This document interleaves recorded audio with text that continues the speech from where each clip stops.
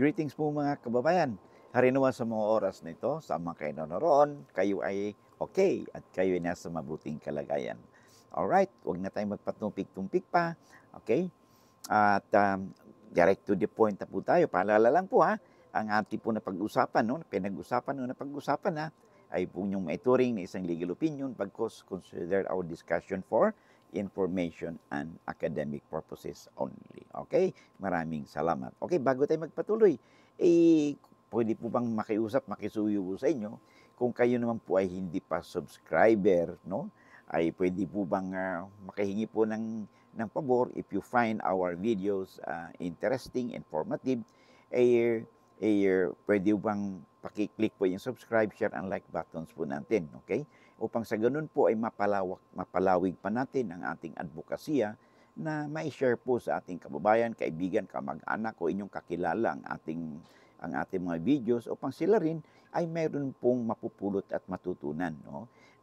Kasi po napakamahalaga po na may alam po tayo sa ating batas, lalo na kung ito may kinalaman po sa pang-araw-araw po nating sa buhay, no? One way or the other, no? Ito makaapekto sa sarili natin, sa ating pamilya, no?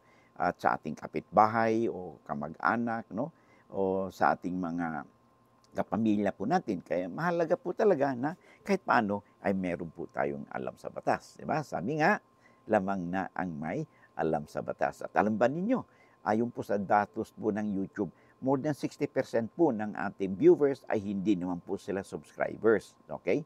So makisuyo lang po, if I need your favor, no? Kung sa ganun, ma-meet po natin yung ating minimithi na magkaroon po tayo ng 1 million subscribers, no? Before the end of this year. Okay? Marami pong salamat. Alright? So, okay, isa pa pong pabor na hingi ko sa inyo sa inyong oras na ipromote ko lang po ang ating libro, no? Ito pong paki-screenshot po, no? Interesado kayo dyan, no? Ito mga libro po natin, I highly recommend.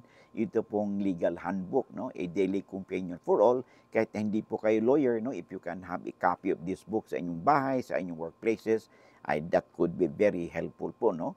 Because this book contains the extract of the laws that more or less have a bearing, no? Merong maapekto sa ating buhay po, no? From the time na tayo pinanganak, no? From the time na tayo mawala na, ito may issues, may ang topics mo nito may kinalaman po sa ating pagkatao, sa ating from the time we were born, no? Nagkaroon tayo ng pamilya, nagkaroon tayo ng mga anak po natin, nagkaroon tayo ng trabaho, no? Issue about support, no? Family relations, titulo, mana, and all these things, labor, may trabaho tayo, ay ito pong legal handbook na ito ay nandito po yung mga extract ng batas na more or less, no, ay ating ginagamit po, no, sa ating mga videos po natin na as our reference materials. Okay? Malaking bagay po ito. Alright? Maraming salamat. Ito din pong labor legal handbook on the Bill of Rights po natin, no? Ito po may kinalaman sa ating mga Bill of Rights, ilalim po natin sa ligang batas, lalo na sa usaping arrest, no? Warrantless arrest, no? Kailan ba tayo pwedeng arestuhin, no? At ng may warrant at walang warrant, no? At search and seizure po ng ating persons, ang ating mga properties. Okay? Of course, kung halimbawa, tayo ay naaresto ng law enforcement agencies, no, officer, at kayo ay naimbestagahan, no, or in custodial investigation or inquest proceedings, ay malaking bagay po ang libro na ito ng Bill of Rights po natin para maging gabay po ninyo. At meron na po rin po tayo ngayong tinatawag natin mga cybercrime na kung saan pag ang ating pong mga electronic gadgets tulad ng computer, laptop, tablets, mobile phone ay nagamit po ito sa krimen, then it will be covered already by the cybercrime laws po natin, and our electronic gadgets could be subject to confiscation or forensic examination na kung saan kailangan din po natin ang tinatawag nating iba't ibang version ng cyber warrants. Okay? So kung meron po kayo nito, it will be very helpful. Okay? Of course, yung labor laws po natin, no? Nandito po yung caudal po natin ng labor laws plus yung ating pong topics linggil sa pag-impose po ng disciplinary action sa ating mga employees, no? So helpful po ito sa mga HR practitioners po natin, no?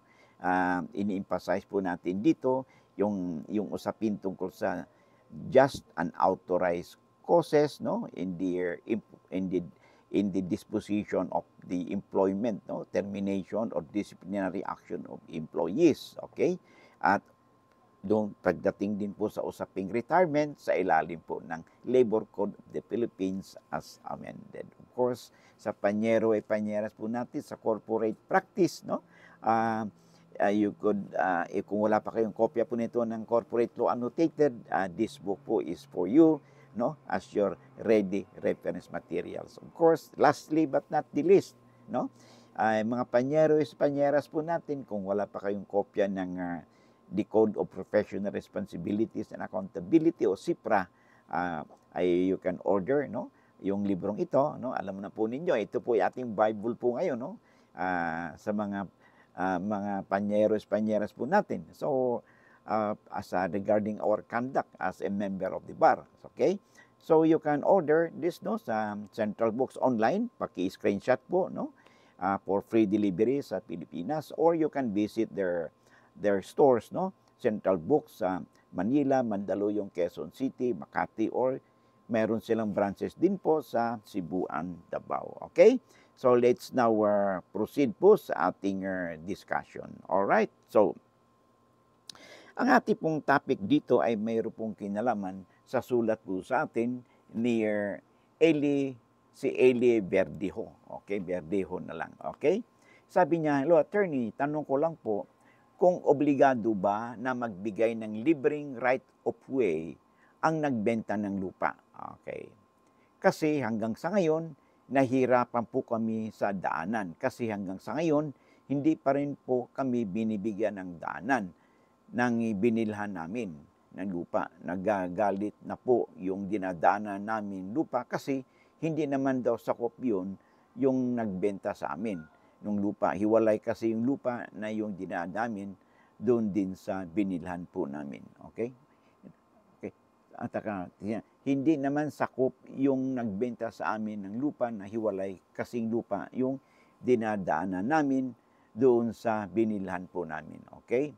Ganito yan, di ba? Marami na tayong videos, no, tungkol dito sa tinatawag nating compulsory easement, no? Sa ilalim po ng Article 649, no, ng ating Civil Code as amended. Ang tawag ito compulsory easement, kung saan ay kailan ba maging merong obligasyon ang may-ari ng lupa na either pagbigyan kayo, no, ng libre or bilhin ninyo ang kapirasong lupa, no, upang madadaanan ninyo. Tulad ng palagi natin na pag-uusapan, no, sa mga videos po natin, no, at saka sa ating mga sagot ko, no, sa mga comments ninyo sa kasing tulad nito na usapin, okay?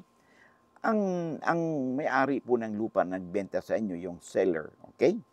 Meron lang siyang obligasyon na magbigay sa inyo ng libre na right of way kung kayo ay wala nang madadaanan na lupa, no, patungo sa pinakamalapit na public highway, okay? Public road.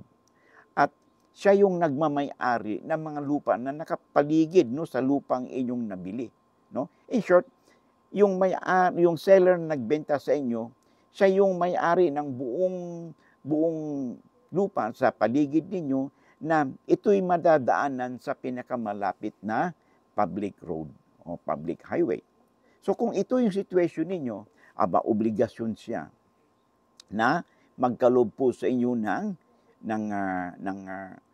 daanan na libre, no? Kung siya yung may-ari ng lupa na nakapaligid sa inyo.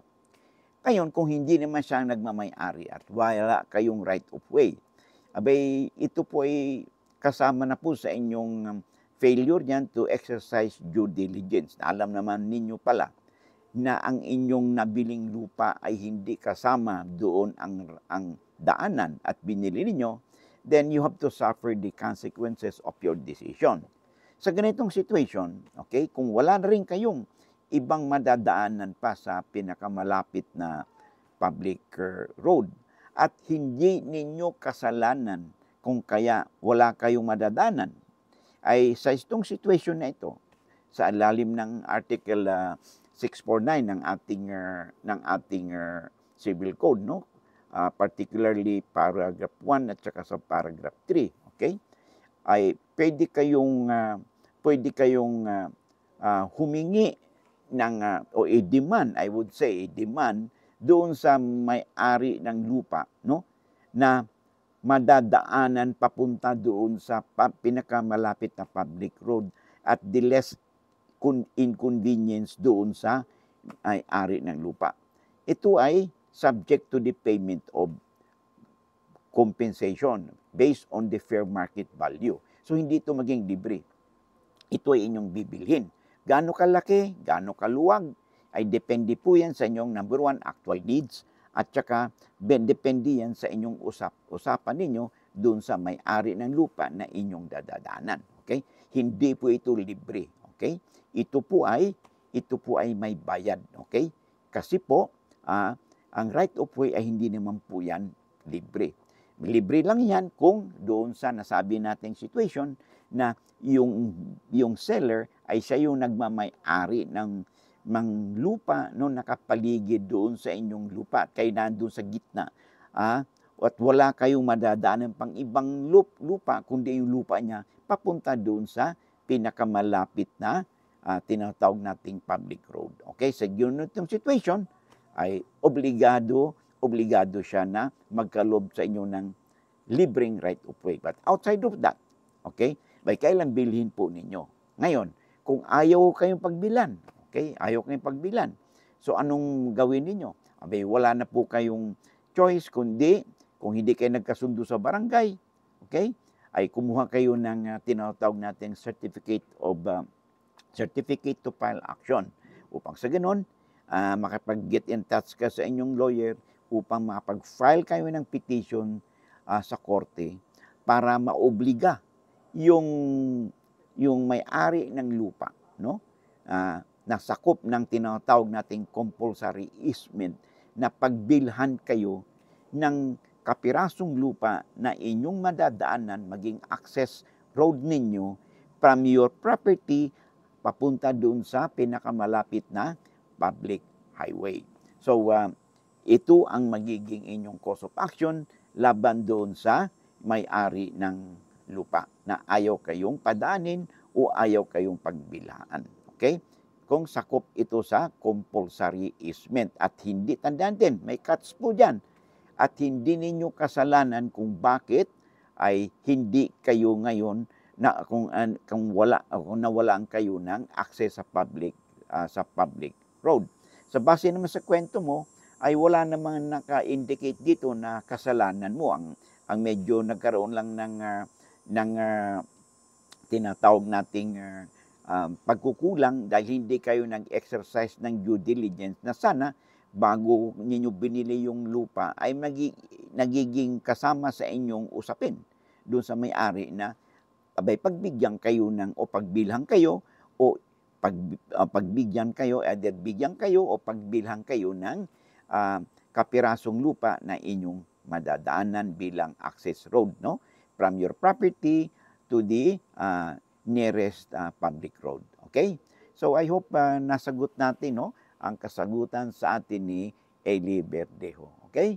Maraming salamat at I hope to see you again in the next video po natin. Maraming salamat and God bless.